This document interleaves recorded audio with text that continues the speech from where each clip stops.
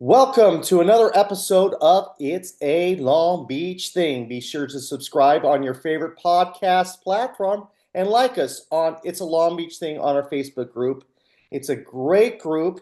Promote your business, promote things going on in Long Beach. We don't care as long as it's about Long Beach. I have a great guest for you today that I've known since I was, 13 or 14 years old. Jim Stutz. Jim, how are you today? Doing great. Good to be here. Thanks for having me on your podcast, Paul.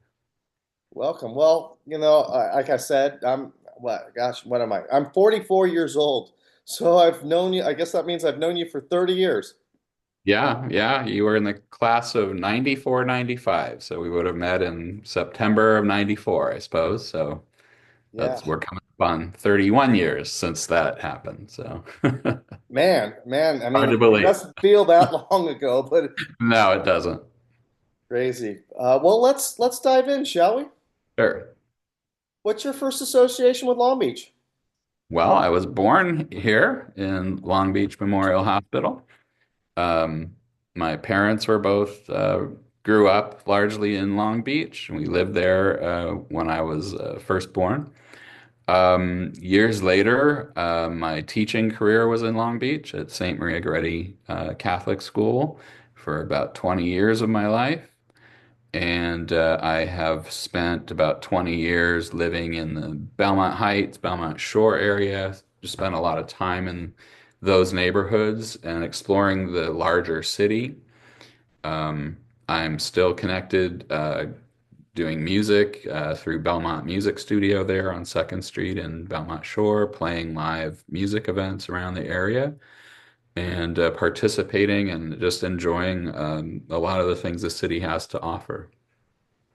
Well, let's start back a ways. I do believe you went to Mayfair High School, which I know is technically not in Long Beach, it's Lakewood, but it's close enough. Um, and you thrived in the academic world at Mayfair. Yeah, I always loved school from as far back as I can remember. I just love learning. I love the academic environment. I love the supplies. I love, learning, studying, gaining knowledge. And yeah, so in grade school, high school, college, and just since getting out of college, I just love learning. It never ends for me. I'm always reading. I'm always trying to find out more about things that interest me. Correct me if I'm not mistaken. Weren't you the valedictorian for Mayfair? Or? I was not, no. Oh, okay. I thought for some reason you were, but you definitely were a great student. Transferring to USC, which is a very prestigious school, as we all know from the Long Beach area. USC is way up there in prestige. Um, Growing up, was that something that you wanted to go to as USC, or was there other places you wanted to go to? Once I started gravitating toward, I started to develop and realize a skill for creative writing at a pretty early age, probably sixth or seventh grade. It started to emerge, and then from there into high school, especially junior high and high school, complementing that was a love of literature. And so I always was very interested in storytelling. And then around that same adolescent age, I just fell in love with films. Like when I would see movies I liked, like I would study them. And so at some point on that journey, I decided I wanted to be a like a writer director.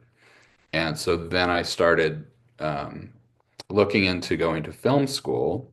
And at the time, there weren't very many. You had UCLA and USC in Southern California and NYU in New York.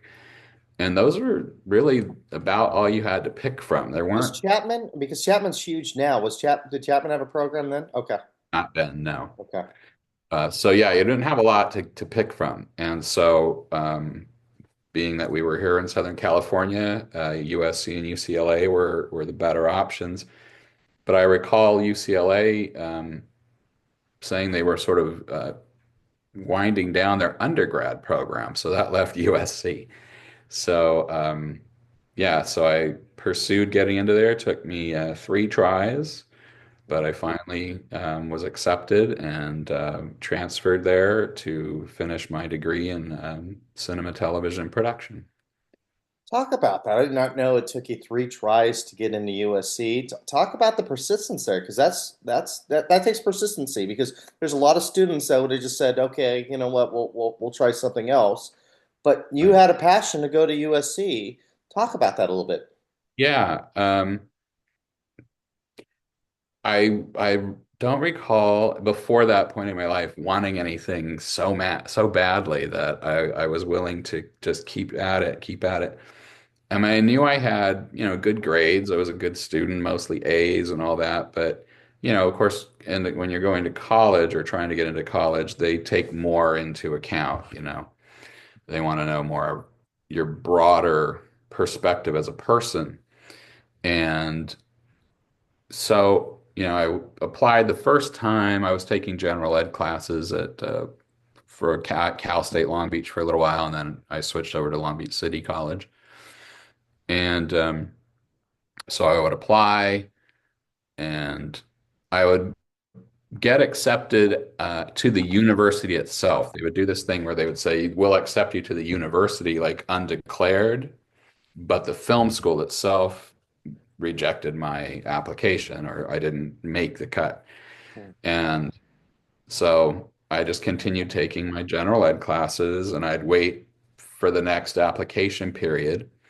And I would see if there was anything else I could do in the meantime to sort of maybe beef up my application.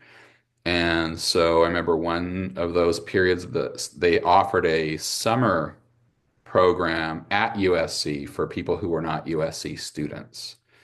So I went to that and I figured that wouldn't hurt. So I'd get some more experience, made some, in that case, I think there were video projects, not film. But the people that taught it were members of the film department faculty. So they got to know me and they wrote me letters of recommendation. And I waited for the next application process. Same thing happened. University accepted me and declared film school didn't make the cut. And for some reason, I still wanted this badly enough to keep at it and keep at it. And turns out I knew somebody who had a friend who was producing music videos back when those were like MTV was a really big deal. And making music videos was a huge thing. And so this friend of mine called her friend and said, do you mind if Jim comes and like just works as a gopher on some productions? And he said, yeah, sure. And so I did several of those and, you know, met people who now I'm working with people who are in the film industry, right? And some of them were USC graduates and some weren't, but I was able to get like certain people in that area to write me some letters of recommendation as well. And so I waited for one more round for the application process. And I think another thing that made a difference was on the first two applications, when you had to write like a personal statement essay, I was trying to tell them what I thought they wanted to hear. On the third one, in addition to those new experiences I had and the letters of recommendation, I just wrote from the heart. And I think that those things all combine to make the difference. And so on that third try, I was accepted to the film school. So that whole process took, a couple of years, I think, So did you go before in as a junior then at that point? yes, Okay. yes. Hmm. Do you still have that letter? I'm sure I do somewhere. Yeah. So you get into USC with the aspiration to be a writer director, like you said. Talk Mhm. about, I mean, USC when it comes to film school. I don't know what it is today. I'm sure it's still, but I remember it being number one, and maybe the second one was NYU, and I'm sure it's still probably that way. I think, So was that? I believe that's correct. Yeah. So I mean, so there is a lot of prestige even back. obviously when you were going there too, it was still very prestigious because you got into USC, but you couldn't get into the film school. So obviously at that point, it was still very, very prestigious. Um, so you get into that the film school, and obviously going into as a junior, the great thing about coming into the junior year is you get to concentrate on your major, which was film. So most of your classes at that point in time, I imagine, were in film. So talk about that. Talk about that journey through that period of your life where, you were gun ho of being a writer director. It was like a double-edged sword, for me personally. Yes, I had this driving passion to do that. But what realized eventually was what my real passion was storytelling. As I mentioned, like creative writing skills and loving literature, both reading it, writing it, analyzing it, that really became strong for me between like grade 6 and 12. And I was lucky enough to have a lot of really good English teachers that fostered that passion in me. Um, and I loved film too. And I thought, that would be being a writer director would be a perfect marriage of all those interests. But I had really no experience with the reality of film production until I started working on those music videos. And, had I had a greater sense of awareness then, I think I would have maybe shifted directions earlier. Because what I discovered, both in working on the music videos and on the projects we had to do at USC, was film production work was not my favorite thing. I absolutely loved the writing and the storytelling. And the one aspect of production work I did really enjoy was editing at the end of the process because it's sort of a form of writing. You're taking the raw material that's been shot and you're putting it together in a way to tell the story in the most effective way, just as you are when you take words and you construct sentences and paragraphs and stories in that way. So, that was what I learned. I mean, the teachers all were fantastic. The facilities were top notch for the time. Um, but it just was not quite, I would have liked to have had a greater sense of myself. So I would have realized earlier, like maybe I should switch into something that's more concentrated on creative writing. So you would have had a different major, so to speak. Yes, I think so. Okay. hmm Or what do you know what type of major that would be like now? Well, probably English or creative writing, Okay. or that's why after I got out of film school, um, I realized that that's what was the missing piece for me, and so I continued to study privately with a teacher that I had had at Long Beach City College, he taught film appreciation classes, but he himself was a screenwriter, and so he taught it from a writer's perspective. And so I found out after I graduated that he taught private little groups in screenwriting. So I studied with him for several years after I graduated from film school. Mm. So you graduate from USC with a film degree, and you realize that the actual film industry is not for you. Um, but at that point, did you realize that creative writing and storytelling that was your jam? Did you have that realization at that point then? Yes, I think so. Okay. And that's when you got into teaching, or did you do something before? Yeah. No, that's when I went into teaching. I got out, had this bachelor's degree, but realized like, I don't want to go into the film industry in that in a production work sense. Hmm. Needed to learn more about screenwriting and storytelling because that's really where my focus was. So I thought, well, what can I do now? I've got the degree. And as we have already talked about, like I always loved school. I never really thought of being a teacher, but I always loved school. as a student. And so I thought, well, that was the first thing that came to mind was going into teaching in some capacity.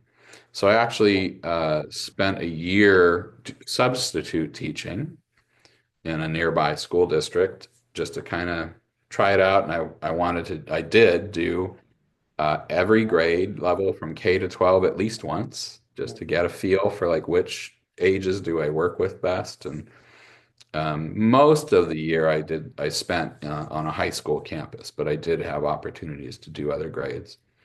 And after that year, What high school um, were you working at? mostly John Glenn High School in Norwalk. Okay. But after that year, and because of that, I guess I was on that campus enough. There were certain students that I started to recognize, and they recognized me. And I thought, this is really what I'd like to try if I'm going to do some teaching, is having my own class that Hmm. I can be with on a daily basis. And so at the time, Catholic schools would hire you without a credential, as long as you had a bachelor's degree, I believe. And so I started applying to local Catholic schools, and St. Maria Goretti hired me, and that's how I came to be there. And you were eighth grade teacher, and and we talk about this a lot off there, but that's obviously when you're talking about middle school. It's called middle school back when I was junior high, but middle school kids um, is a tough age to teach just because of hormonal changes and a lot of them, at that age, they don't have a filter, right? They whatever's on the mind, they're gonna say. Um, Or and do. I think that, and you could probably correct me or not, but it seemed to me that like eighth grade, seventh grade, and sixth grade, not maybe so much at Goretti, because I know that those two teachers were there for quite a while, the sixth and seventh grade. But overall, I would imagine because of the personalities of the middle school kids, especially in a Catholic school where you don't get paid as much as you do as a public school teacher, that there might be a lot of turnover in those grades as a result of that. Would you agree with that or Yes. Yeah. okay? Okay, so you came in, and obviously it was just a year of substitute teaching. You did yourself a good due diligence of covering all grades. Um, but did you have that awareness going into eighth grade, going, oh, okay, this might be a little tough, just because of the age of the students, or what was your thought process at that point? Yeah. Well, there was some of that. I mean, I didn't have extensive exposure to junior high kids in the substitute year. Hmm. I did some, and it was rough. Hmm. But we're also, I mean, anytime there's a sub, obviously, the kids Yeah, are going to act up. yeah. And I was in a district, Norwalk La Mirada was the school district that I was subbing in.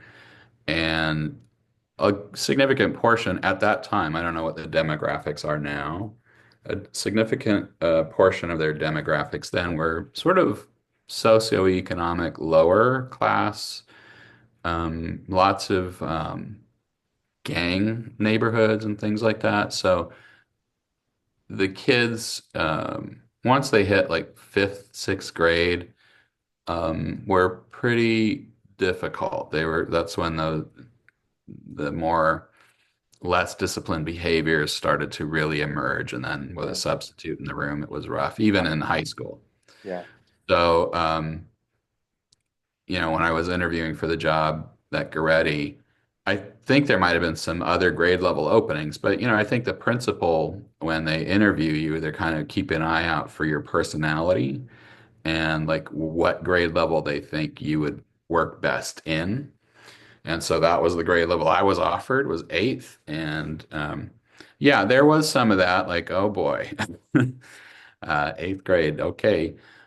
But I didn't sit in that for very long.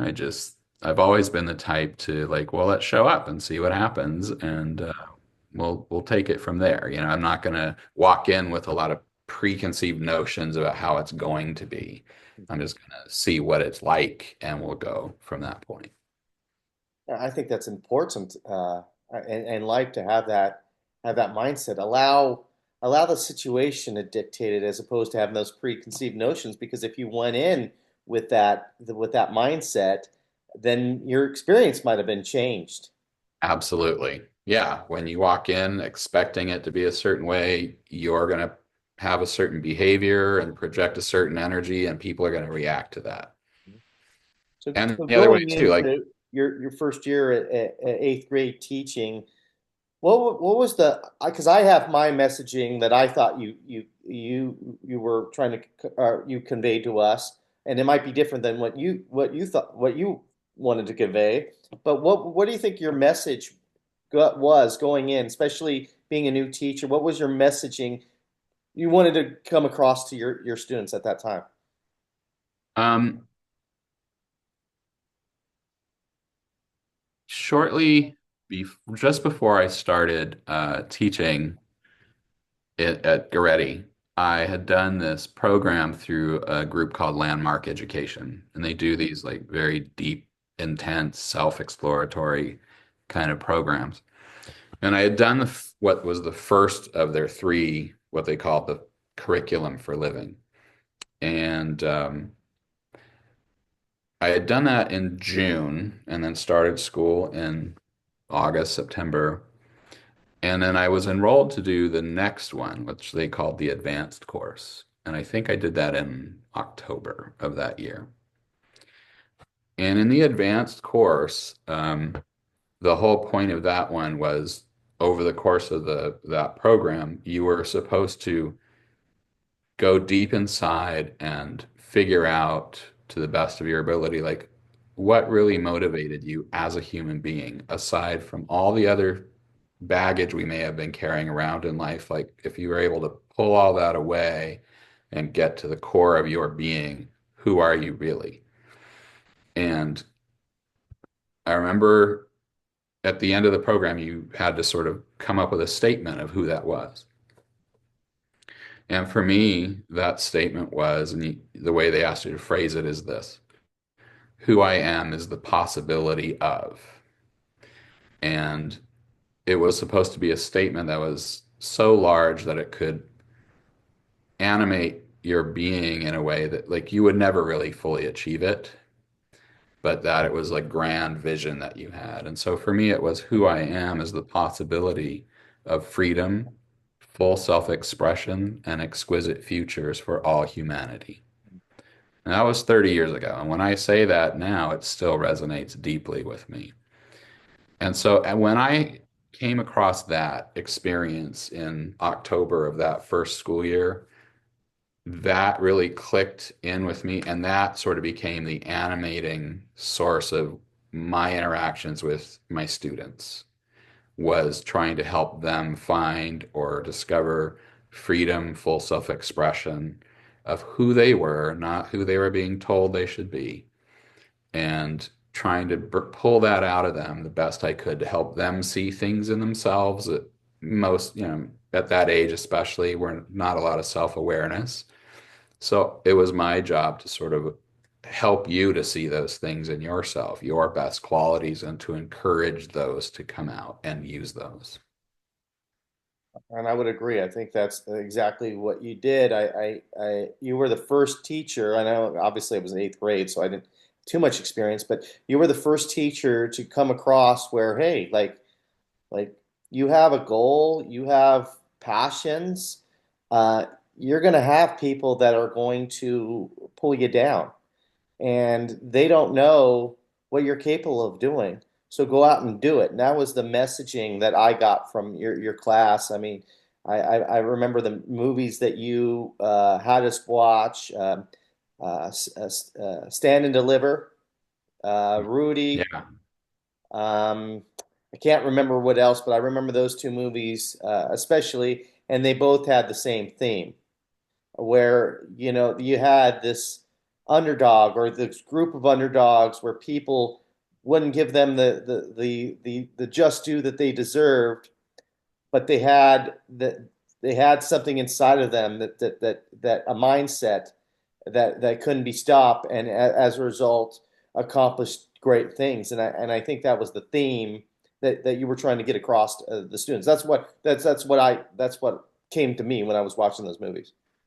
Yeah, well, thank you very much for all of that, Paul. That means a great deal to me that what was animating me was coming across to you. And yes, it was in any way I could get those messages across. And I think it wasn't necessarily conscious all the time. It was just so much a part of my sort of operational software.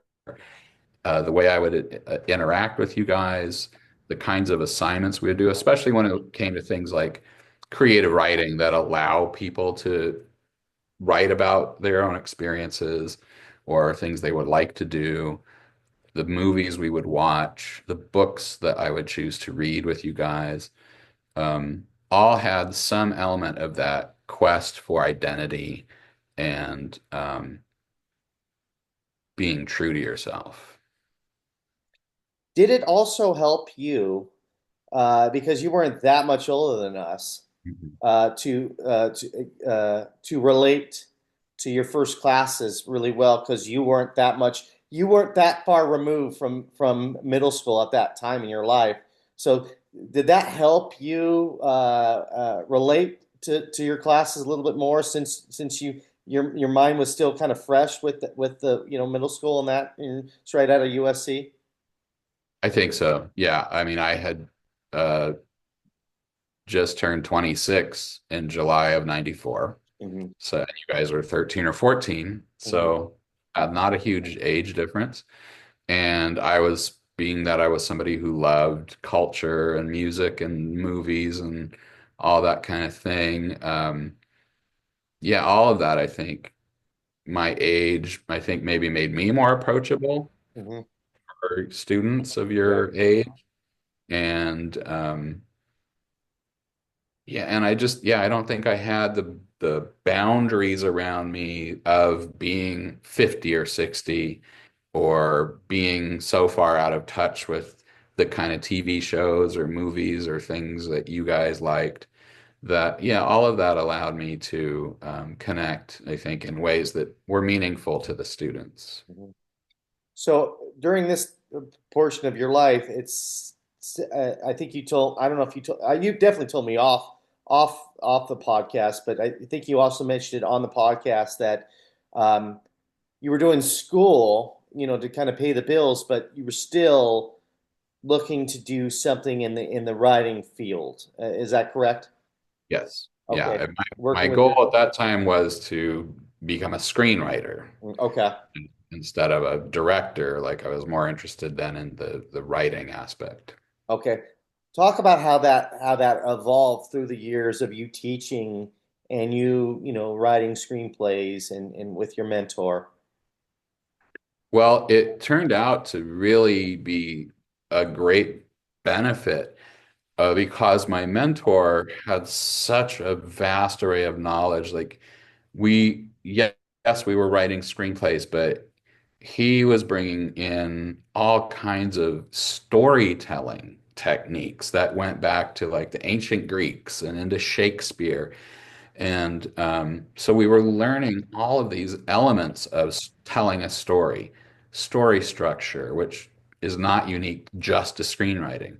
It can be used in a novel, a play, um, even a song, characterization, character development, themes, symbolism, all of these things that go into like a really well-crafted story. So as I'm learning this, I'm able to incorporate that knowledge into our studies in school, when we're reading a novel. Um, stopping and help and talking with the students about analyzing this character's motivations or why the author chose this particular thing. It might have been a symbol or a color that had some really resonant importance to the theme of the story. No other English teacher I ever had that kind of knowledge. And so that's why a lot of times when are made to read novels in school, which they don't even do anymore, sadly. Um, the teachers, the test would be like, you know, what color was this character wearing on page two? Like it had nothing to do with anything. It didn't help the students really understand the story any better. It was just to show that they read the book or not, right? Yeah, Yeah. pretty much. And I was never interested in that. I was, because a well-told story in any form, theater, novels, short stories, films, there is so much depth and complexity to them if they're well done.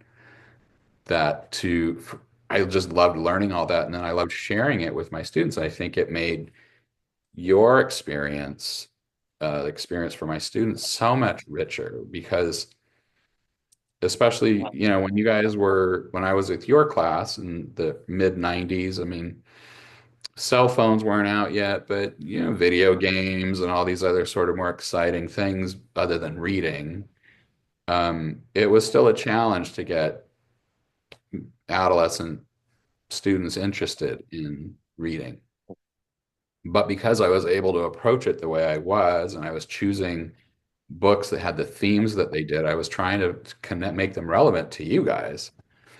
Um, and so all of that conspired to make it a much richer experience, both for me as a teacher, and I think from the feedback I've received from a lot of students, it was a much more enriching experience for them.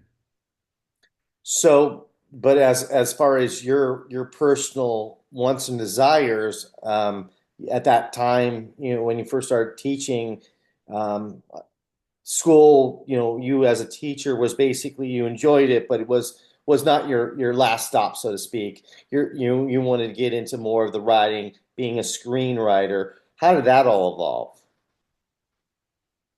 The screenwriting, Yeah, because I do believe that you were really into wanting to do that, and I was. Well, I did. I kept studying. I studied for several years with my instructor, and I wrote several screenplays. And our instructor he was also a working screenwriter. Um, and he would come into our sessions and tell us about, these meetings he was having with studio people and producers and stuff who had, they're not artists, they're business people. And so there's always that friction between the creative and the commerce. And um, I started to realize after a while from listening to him and just learning about other screenwriters' experiences that screenwriting is weird in the sense that if you write a screenplay that somebody wants to purchase, it's like selling them a car. Like once they buy it, it's not yours anymore. The vast majority of screenplays that do get purchased just sit on a shelf and never see the light of day. The few that go beyond that actually end up being made, unless you're one of the very few writers that is a real power player, the writers in filmmaking don't really have any power. They buy your script and you're out. And they'll bring in other writers to rewrite it and rewrite it and rewrite it. And if it ever does get made into a film, it will be nothing like what you wrote in the first place. And I realized like that's when I realized, okay, it's really storytelling I love, not screenwriting. And storytelling can be done in a lot of different ways. And I thought if I'm going to write something, I want people to read it. So I may as well just write a book if I'm going to write a story. So my whole attitude toward being so focused on just screenwriting shifted and started to broaden. But also along that path, um, my relationship to teaching changed.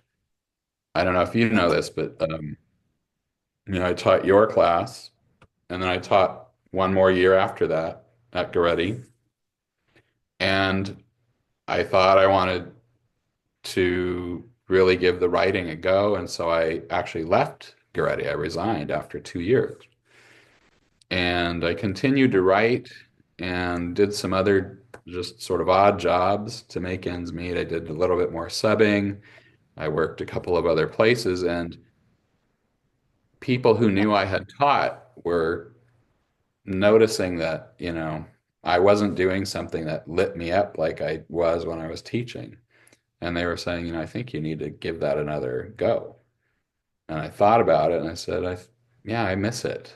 I do.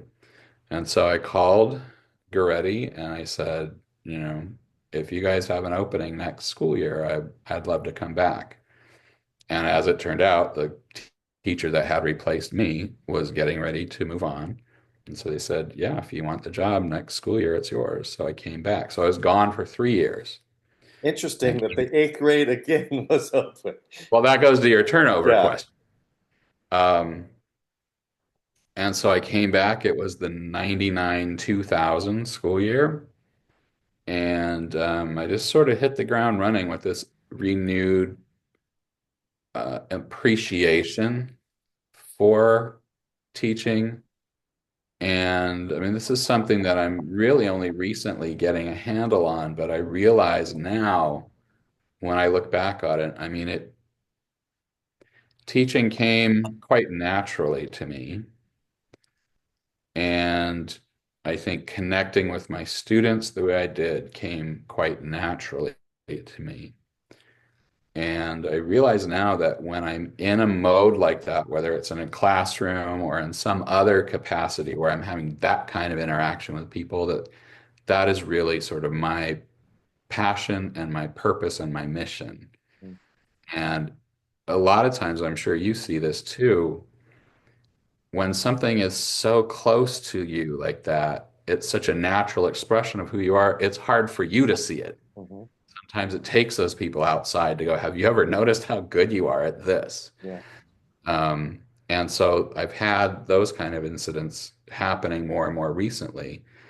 I haven't been in the classroom for a little over a decade now, but whenever I'm away from it for a while, it's not so much the classroom itself, it's the dynamic of interacting with people in ways that are helping them to develop Mhm. and grow that I really miss. And I actually want to kind of get into that. Obviously, as human beings, we all evolve, and our sometimes our likes and our dislikes they change as experience grows and everything like that. And I don't want to put any words in your mouth, but I feel like that may have happened to you in the classroom.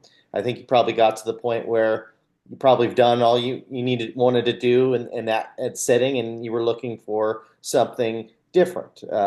Is that true or I think, yeah, to some degree, yes.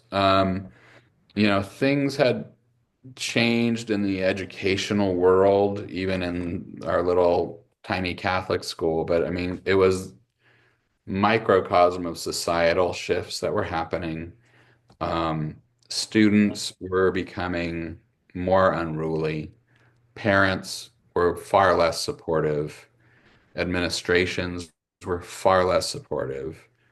Um, and just the foundational aspects of what had existed previously started to shift underneath our feet and became, as you'll hear if you talk to other teachers, who are still in the classroom or over the last several couple of decades, it just became harder and harder and harder just to do your job for a number of those reasons.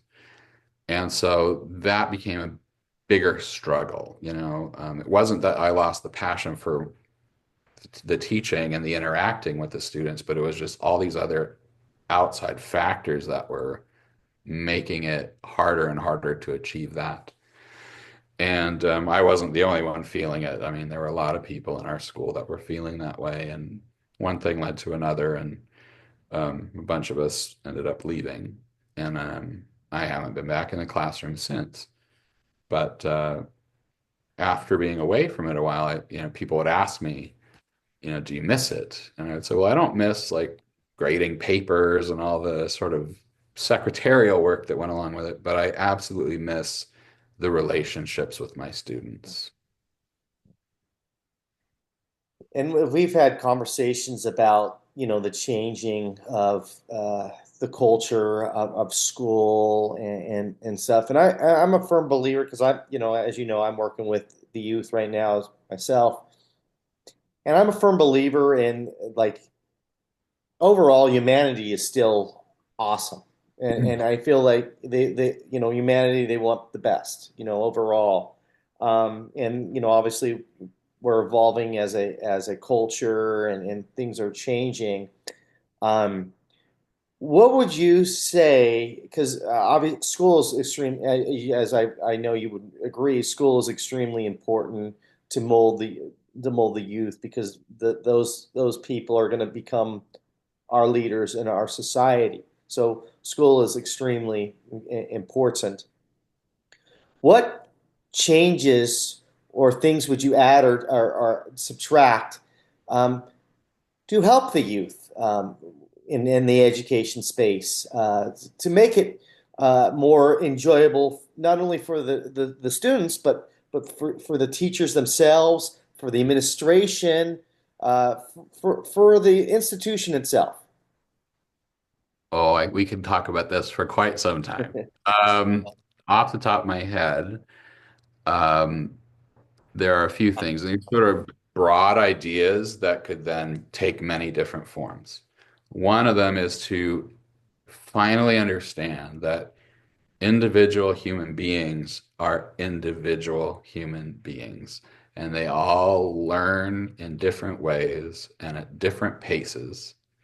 And this one size fits all sausage factory we've created and tried to use for 100 some odd years just doesn't make much sense, to just take a group of 30 kids that all happen to be born in the same year and put them in a room and say, you're all going to learn the same things in the same way at the same time. Um, just logically doesn't make sense. Some students are ready for that. Some are ready to go beyond that. Some aren't quite ready for that at all.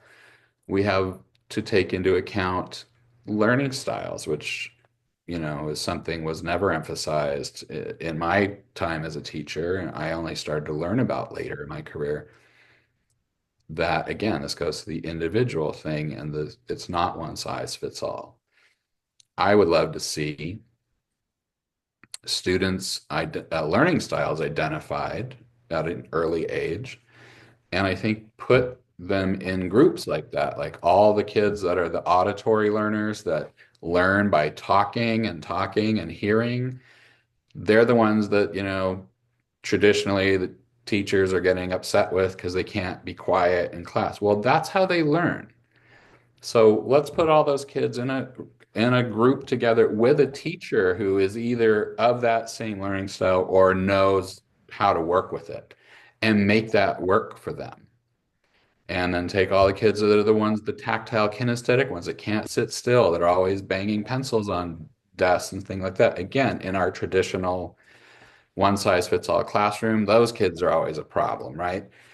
So let's put all those kids in a room. Maybe they don't have desks because they don't want to sit down. They need to be moving. And again, with a teacher who either is of their learning style or knows how to work with it and teach them incorporating those things. And then students like me, visual learners, we're the ones that one size fits all really was created for.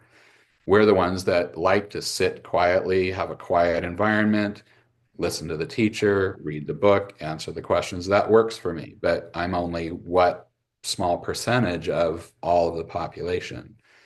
So that's another thing. Again, realizing that people learn in different ways and at different paces. And so also take that into account. Um, and there was another thing that came to mind that I'm slipping, but those would be just some ways to get it started. Oh, sorry. The other one was I would love to see starting from the earliest of ages all the way at least through high school, and having it be a normal part of the curriculum to help students start to discover their own natural talents and skills and help them learn how to develop those in a healthy, nurturing way, not what we do now. Like a 6-year-old kid happens to have a good golf swing, so then now we got them a coach and a nutritionist and a psychologist, and like we make that into their career at the age of 6. That is just awful. But if a Hey, kid don't hurt has, my business. sorry, um, but if a kid has natural athletic abilities, yes, nurture those in a healthy, balanced way. Let's not burn them out by the time they're 12. Um, and if a kid has, again, we were talking about this off camera before we started, was we need to get kids out there having actual experiences in the world to see, you know, I really like playing sports, or I really like digging in the dirt and like playing with plants and bugs and things like that. Maybe there's some science they're interested in. Some kids are going to be good at arts, but they have to do these things. I have a neighbor right now, he's a sixth grader, and in his school right now, his art class is a digital art class, and he can't stand it because he wants to actually put paint on a canvas and not just do it on a screen. So I think we need to get rid of not get rid of completely, but move away from so much technology and get back to some actual physical experiences. And where do you see the future for Jim Stutz? Well, kind of in that field, but not so much in a school, not in a classroom. And right now, I think working with people that are more in our age group who have done all the things that they were taught to do in terms of like going to college or getting a career, buying a house, all the things that we're told we're supposed to do, and who have been doing that long enough that they've reached this point where there's just like an emptiness or a dissatisfaction, and they would like some help and some guidance with getting back to that whole thing about, well, who am I? Who am I really? Maybe I've lost touch with that, or I never knew who it was to start with because there's so little emphasis on that in our society. And I would love to work with people to do that kind of discovery work and help them to strip away the things that are getting in the way of them being connected with themselves, and then help them to put some things in place to build a foundation on who they truly are deep inside so that they can create a life that really has purpose and meaning for them and not be so concerned with what society thinks about what they think is right for them. And I know that you're a singer-songwriter as well. Are you going to incorporate that into your work? I think I already have actually. I've, written 4 albums worth of material, recorded and released one, and we just finished recording a second one. I'm getting ready to release that. And these are the kind of themes that I write about. If again, you listen to the stories in the songs, they're all about that. They're about characters that maybe have found themselves in positions that are painful, or how'd I get here? Um, this isn't where I wanted to be. It's not where I thought I was going to be. And trying to find their way back to their true selves. Um, if people wanted to kind of get to know you, contact you, whether it be in the music sense or whether it be in your coaching sense, how would they best get a hold of you? Okay. At the moment, I don't have a website or anything like that, so they're welcome to look me up on Facebook and contact me that way. I think I'm on there as Jim Stutz, Stutz, um, or on LinkedIn. And I also don't mind if people just send me an email to my personal email address. If you want me to give that, I can. Why don't, yeah, go for it. Okay, it's the letter J and my last name, Stutz 68 at gmail.com. Before we go, what message would you like to convey our audience? Obviously we're local. A lot of us are from Long Beach or are Long Beach in our hearts. What Hmm. message would you like to share with us? That's specific to Long Beach. Doesn't have to be specific to Long Beach, but I just wanted to put that in your head if Okay. that wanted to have part of your messaging. Well, it's the message I like to share with anybody, whether it's children I know or friends of my own age or anybody else who's open to having these conversations, is be true to yourself. And be true to yourself. I'm fond of the quote from Hamlet, spoken by the character Polonius to his son Laertes, where he says, "To thine own self be true. And therefore it must follow as the night the day, thou canst not then be false to any man." So when you are living in alignment with your own truth, from that seed grows a life of integrity and satisfaction. Even when it's not easy, um, it's not easy on your terms. Yeah, powerful. Very, very powerful. And so true. Um, I always like to end with a fun question. Mhm. Where you like to eat around town in Long Beach? All right. You told me you're going to ask me this, so I had to think about it. There are several that I enjoyed that unfortunately are no longer with us. I miss Papalucci's on Second Street, Picarelli, Cafe Piccolo, and Sir Winston's that was aboard the Queen Mary. Places that are still around, I love Supermex, Open Sesame. There's a great restaurant. It's the same kind of cuisine as Open Sesame called Amatoli, right off Where's Long that Beach. at? It's like Long Beach Boulevard and like third, like part of that, the remnants of that Long Beach Mall, Oh, that, okay. So it's yeah. a promenade now, I think it's called, right? It's near there. Okay. It's right on Long Beach Boulevard. Okay. Like And what on, kind I of food think does it have there? it's like Mediterranean Oh, food, okay. Oh, wow. but Okay. I think the LA Times has listed it as like one of the best restaurants in all of Los Angeles. I'm gonna have to It's go. Say that restaurant again. called Amatoli, Ammatoli, which sounds Italian, but Yeah, that's it's what I was thinking. Mediterranean. Yeah. I also love Claire's at the museum, at the Hmm. Long Beach Museum of Yep. Art. Beautiful view, good food. And for Italian food, Vino e Cucina near the Long Beach airport. That's my personal favorite. Yeah, they're fantastic. Right on.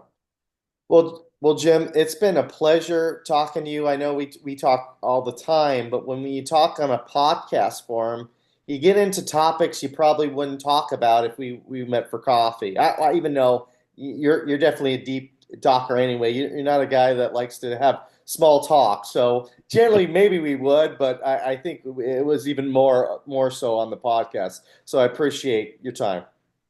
I'm thrilled to give it and so glad that you asked me to be here. It's been a Long Beach thing.